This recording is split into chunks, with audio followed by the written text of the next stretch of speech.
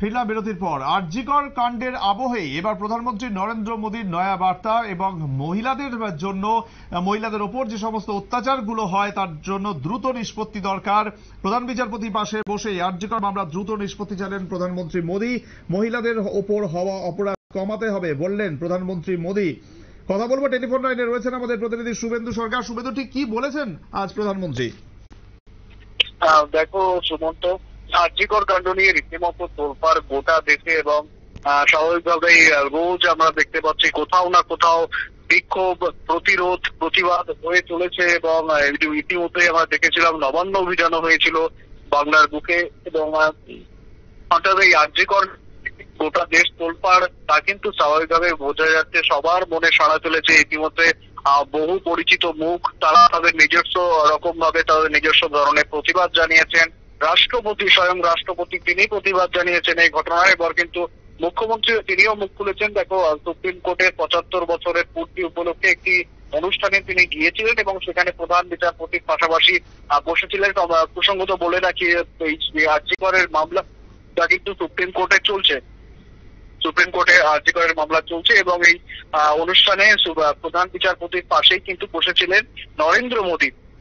পাশাপাশি বসার পর তিনি যেটা জানিয়েছেন, অর্থাৎ মোদী যেটা জানিয়েছেন, এই যে নারী নিরাপত্তা বা নারী সুরক্ষা, তাই নিয়ে কিন্তু যথেষ্ট উদ্বেগে রয়েছেন তিনি। পাশাপাশি তিনি আমরা দেখেছি একাধিক সময় তিনি বার্তা দিয়েছেন প্রত্যেকটি রাজ্য সরকারকে নারী সুরক্ষার দিকে আরো চিন্তাশীল হওয়ার জন্য, আরো যত্নশীল হওয়ার জন্য নারী সুরক্ষার দিকে।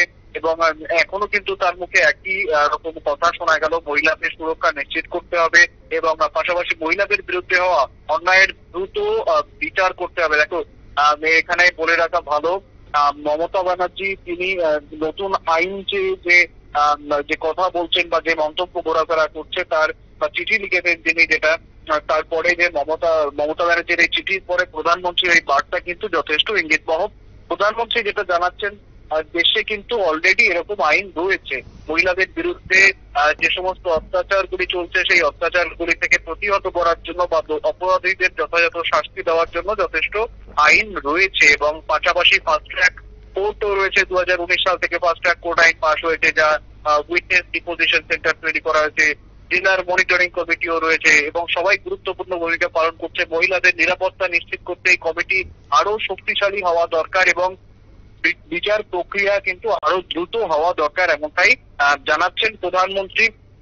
পাশাপাশি দেখো, বিচার প্রক্রিয়া নিয়ে যে মমতা বন্দ্যোপাধ্যায়ের যে চিঠি, তারপরে যে মোদীজির এই মন্তব্য, সেটাকে কিন্তু যথেষ্ট ইঙ্গিতপূর্ণ বলেই মনে করছেন যারা আইন বিশেষজ্ঞ রয়েছেন তারা এবং রাজনৈতিক মহলের একাংশ। কারণ মমতা ব্যানার্জি নতুন আইন চাইছেন এবং অন্যদিকে মোদীজি বলছেন যে আইন অলরেডি রয়েছে দেশে, অর্থাৎ কোথাও গিয়ে কি তাহলে মমতা ব্যানার্জির সেই আবেদন বা সেই আবেদনে খুব একটা গুরুত্ব দেওয়া হবে না। কারণ আমরা জানি, দেখো, যেটা আইন, নতুন কোনো আইন প্রণয়ন কিন্তু একমাত্র লোকসভাতে বা রাজ্যসভাতে বা যে জাতীয় যে সংসদ রয়েছে সেই সংসদেই কিন্তু হয়ে থাকে এবং পাশাপাশি রাজ্যসভা কোনো এই ধরনের আইন, অর্থাৎ যেগুলি ক্রিমিনাল অফেন্সের জন্য যে সমস্ত আইন রয়েছে, যেগুলি মৃত্যুদণ্ড এটসেট্রা এই ধরনের শাস্তি রয়েছে, সেই সমস্ত আইন কিন্তু কোনো রাজ্যসভার বা রাজ্যের বিধানসভায় কিন্তু সেটা পাশ করা যায় না। স্বাভাবিকভাবেই কেন্দ্রকে সেক্ষেত্রে ভূমিকা নিতে হবে এই ধরনের কোনো আইন পাস করানোর ক্ষেত্রে। এবং মোদীজি কিন্তু একরকম ভাবে বুঝিয়ে দিলেন যে রাষ্ট্রে অলরেডি এরকম আইন রয়েছে, যেখানে তারপর থেকে যে মমতা ব্যানার্জির এই নতুন আবেদন, সেই আবেদন নিয়ে কিন্তু যথেষ্ট একটা চিন্তার ভাঁজ পড়েছে তৃণমূলদের কপালে।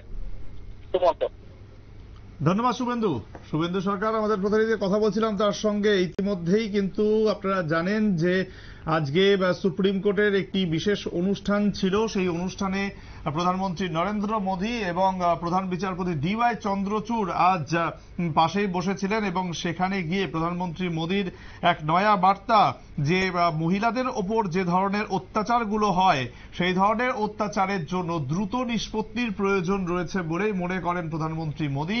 এবং ইতিমধ্যেই কিন্তু কেন্দ্রীয় মন্ত্রী অন্নপূর্ণা দেবী তিনি কিন্তু পশ্চিমবঙ্গের মুখ্যমন্ত্রী মমতা বন্দ্যোপাধ্যায়কে চিঠি লিখে জানিয়েছেন যে যথেষ্ট কড়া আইন রয়েছে, সেই আইন রাজ্য সরকারকেই কিন্তু কার্যকর করতে হবে। সুতরাং ধর্ষণের বিরুদ্ধে যে আইন রয়েছে তাকে যদি কার্যকর করা যায়, সেই কার্যকর হয়ে গেলে কিন্তু যারা ধর্ষক, যারা দোষী, তাদের কিন্তু যথাযথ মানে কড়া শাস্তি হতে পারে, এমনটাই কিন্তু জানানো হয়েছে কেন্দ্রের তরফে। নিচে আরো একটি ছোট্ট বিরতি, সঙ্গে থাকুন।